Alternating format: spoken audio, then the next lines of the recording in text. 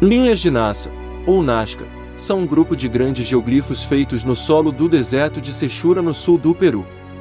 Eles foram criados pela cultura Nazca entre os anos 500 a.C. e 500 d.C. por pessoas fazendo depressões ou incisões rasas no solo do deserto, removendo seixos e deixando pó de cores diferentes exposto. Mas afinal, o que são geoglifos?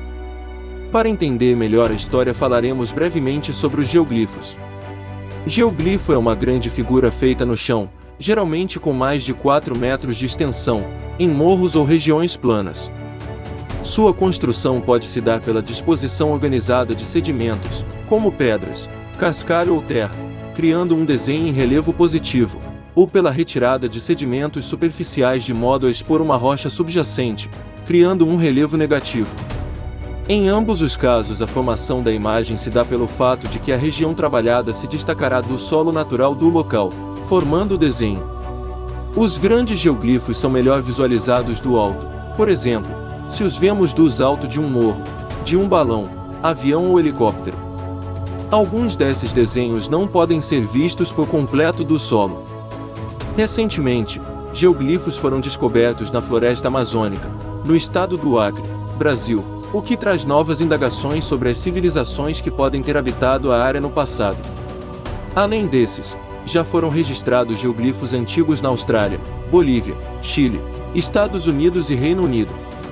Essas figuras podem ser desenhadas pela organização de rochas de coloração diferente do solo ao seu redor ou por escavações, provocando um desnível.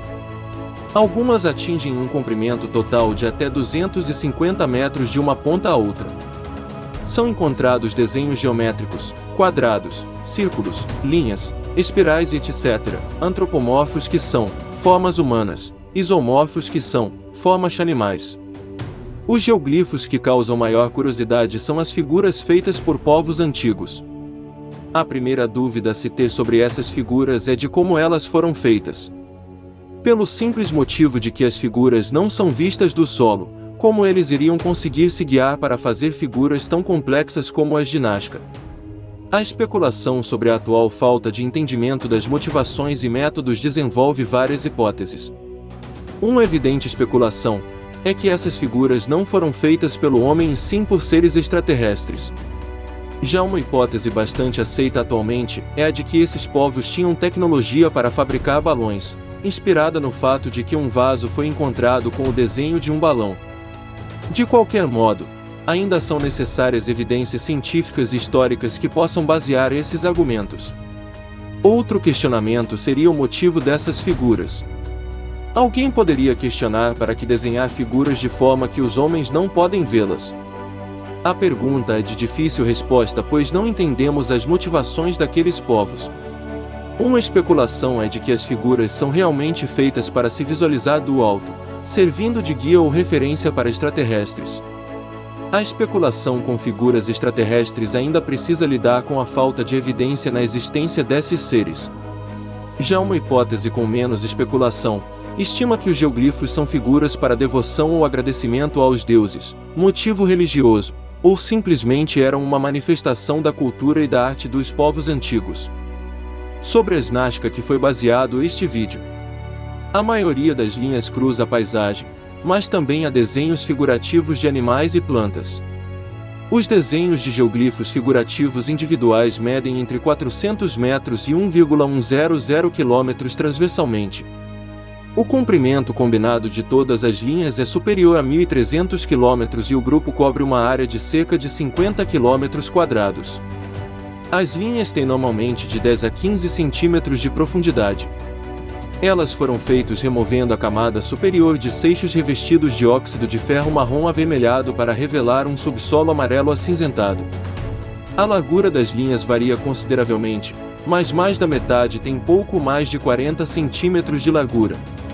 Em alguns lugares, podem ser apenas 30,5 centímetros de largura e em outros chegam a 1,8 metros de largura. Algumas das linhas formam formas que são melhor vistas do ar, a meio quilômetro de altura, embora eles também sejam visíveis dos contrafortes e outros lugares altos. As formas são geralmente feitas de uma linha contínua. As maiores têm cerca de 370 metros de comprimento. Devido ao seu isolamento e ao clima seco, sem vento e estável do Planalto, as linhas foram preservadas naturalmente. Mudanças extremamente raras no clima podem alterar temporariamente os projetos gerais. Em 2012, as linhas teriam se deteriorado por causa do fluxo de invasores. Os números variam em complexidade.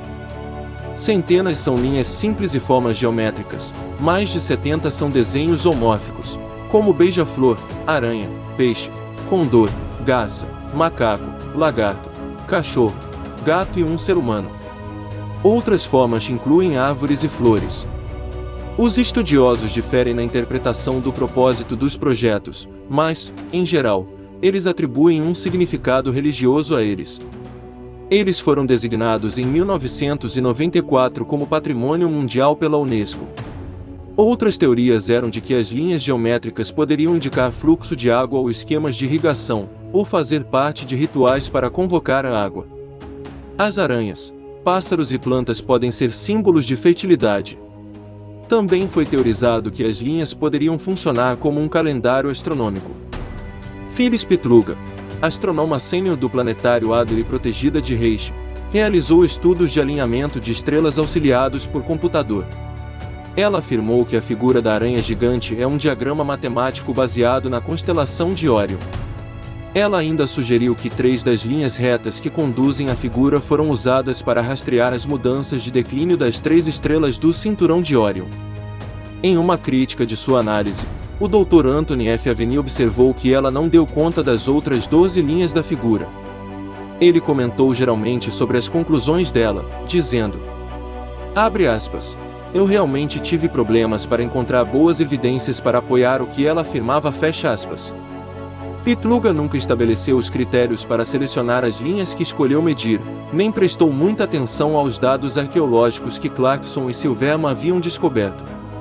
Seu caso fazia pouca justiça a outras informações sobre as culturas costeiras, exceto aplicar, com contorções sutis, as representações de Hutton das constelações das Terras Altas. Como a historiadora Jaqueta Alques poderia perguntar, ela estava conseguindo o pampa que desejava. Jim Woodman teorizou que as linhas não poderiam ter sido feitas sem alguma forma de voo para observar as figuras adequadamente. Com base em seu estudo da tecnologia disponível, ele sugere que um balão de ar quente era o único meio de voo possível no momento da construção. Para testar essa hipótese, Woodman fez um balão de ar quente usando materiais e técnicas que ele sabia estarem disponíveis para o povo NASA. O balão voou, de certo modo. A maioria dos estudiosos rejeitou a tese de Woodman como ad hoc, devido à falta de qualquer evidência de tais balões. E assim teorias surgem, das mais científicas até as mais bizarras. Mas o que tem de mais certo é que ninguém pode ter certeza de nada, portanto qualquer teoria não é descartável até que se prove o contrário. Deixe seu comentário sobre o que você acha, inscreva-se no canal para continuarmos fazendo vídeos e tenha uma boa semana. Muito obrigado!